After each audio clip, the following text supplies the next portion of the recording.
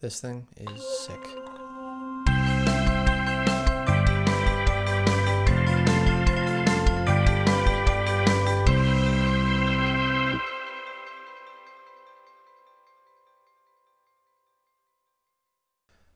Hey everybody, welcome back to the Music Guide. This is episode 14, and today I thought I would do a little review on this thing. This is the Scheps 73.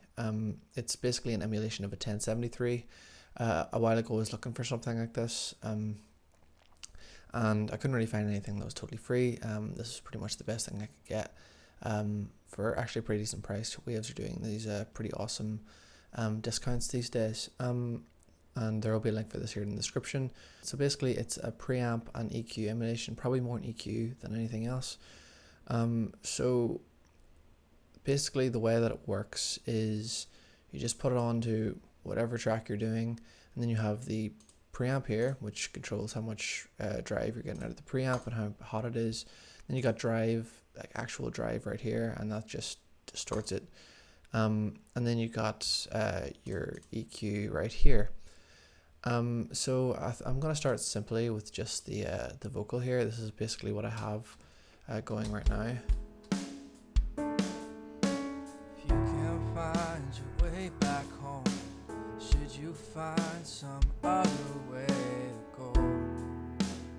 So we're going to have some fun with these here three, drums, piano and vocals.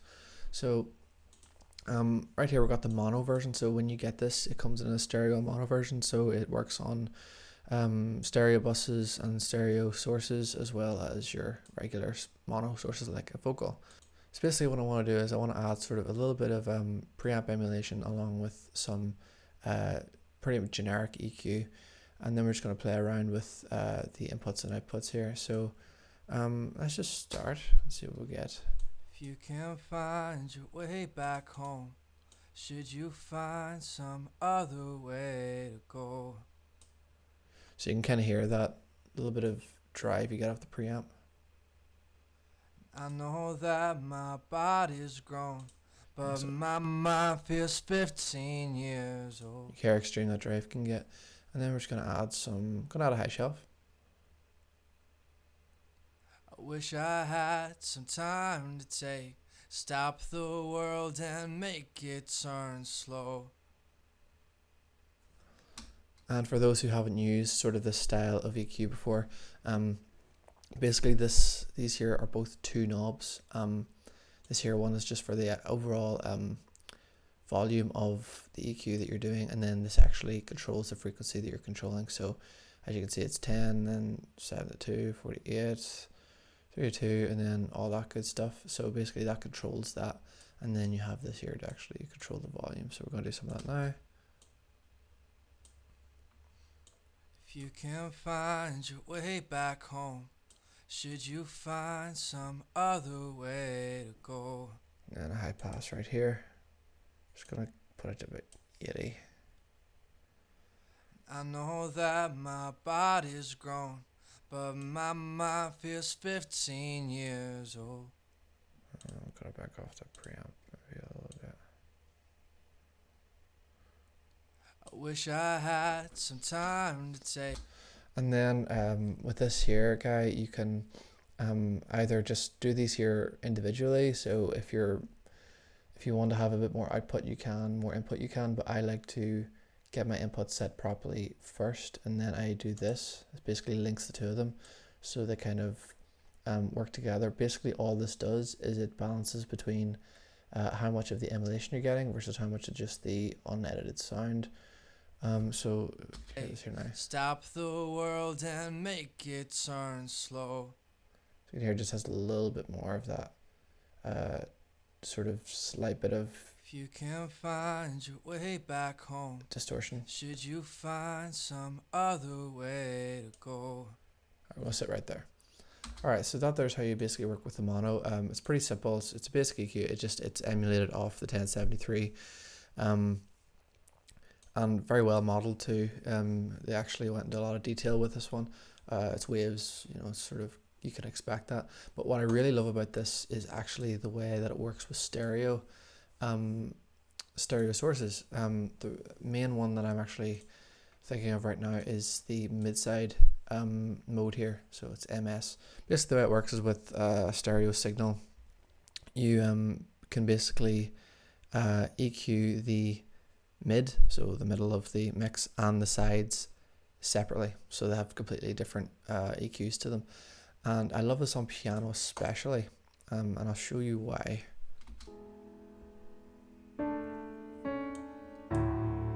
So that's the mid right there.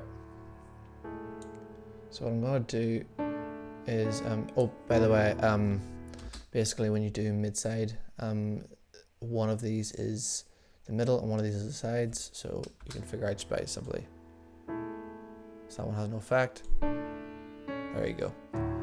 So when you're doing mid side, the middle is this one and the sides are this one. So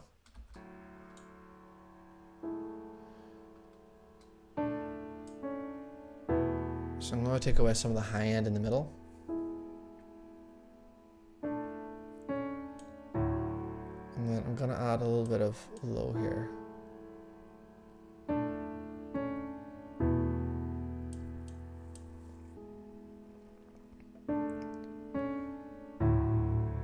A bit too much there, I don't like that.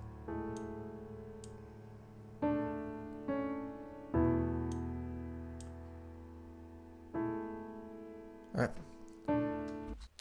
So yeah, basically what I'd done is I took away a bunch of the high end, a little bit of low end, and then no high pass filter. This has actually already been high passed because I exported and brought it back in, so it sort of sat nice. And then, so that's all the mids, and then I'm going to go and do the sides, so you can hear this. So that's just the sides. And this one I'm actually going to brighten it quite a bit. I'm going pretty hard with that, but... And I'm going to take out...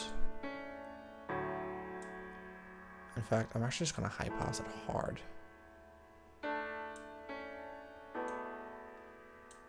Get some of those high mids.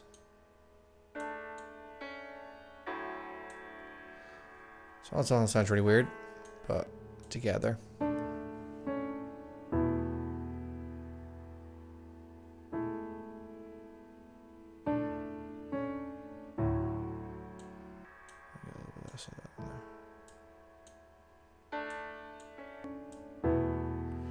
So, do it before and after.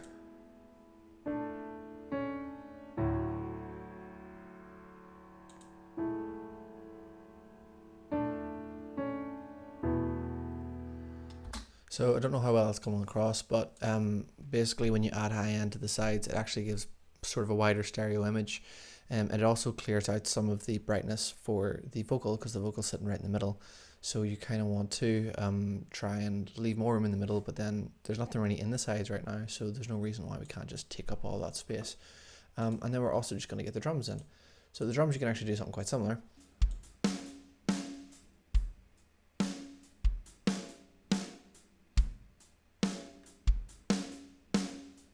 a bit of a flick. Alright. Oh, it darkens down quite a bit. See, 12K is quite low for a full-on drum kit, but it's alright. Alright, we're gonna go right here.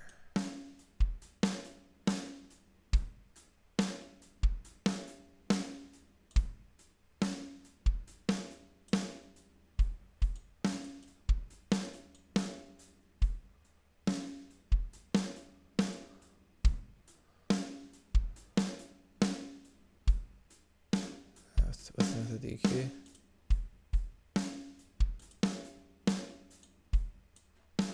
Alright, I go to the sides. Add some of the high end. And again, I'm probably just going to high pass this quite heavily. There we go. And then you bring it all together.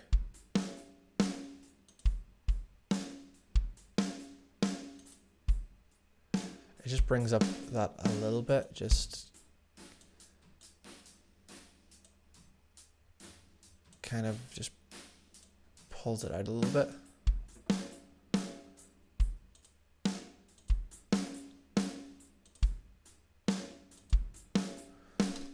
So yeah, it just opens it out just a little bit, and then also you can use this preamp here just to add a little bit of distortion to the snare, make it sound a little bit more aggressive. And then if you play it all together with all of it going at once. If you can't find your way back home, should you find some other way to go? Without.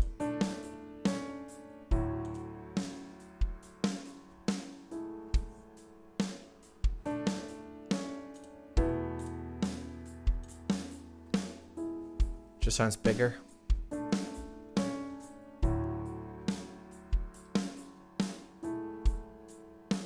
Make it turn slow.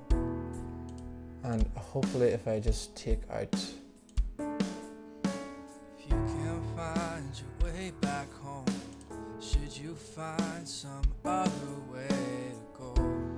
and you hear when I mute and unmute the plugin on the piano, you actually can't hear the vocal as well, because obviously we have a lot more space in the middle now, so you can kind of hear how that can really benefit your mix. But I actually really love this thing. Yes, it's a Waves plugin. Yes, it's paid. It's not free, but you know, at the same time, you are getting like pretty much the most true emulation that you can get on the market. It is based off each individual component of a 1073.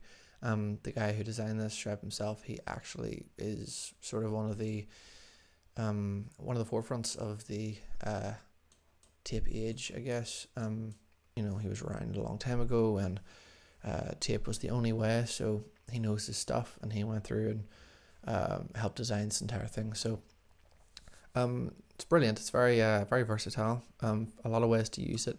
And a lot of these here presets. This here one in particular, this mix, widen, and focus. Apparently this was one of his first presets that he created for the plugin, and this pretty much does exactly what I was doing there. Basically taking some high end and air out of the middle and then adding it to the sides. It actually gives like it's pretty much the same way as stereo widening goes, but it's more natural sounding because you're not really getting any of that aliasing and stuff. So yeah, it's a brilliant thing. You should definitely consider it, especially if you're looking for a really good preamp emulation. But yeah, I think I'm just going to leave it there and let you guys sort of see for yourself if you decide to get it. So yeah, if you liked... So yeah, I think I'm just going to leave that there. You guys can look down in the description if you want to get it yourselves. Great deals going on Waves these days. And then just use the preamp and drive sparingly, because it can sound a little bit harsh even though it is a fantastic sounding plugin. It's best to sort of really work with it and learn it. I'm only, a couple of weeks in really. But yeah, if you want to say something, leave a comment. If you liked it, leave a like and subscribe if you have the time. And I'll see you guys in the next video. Bye.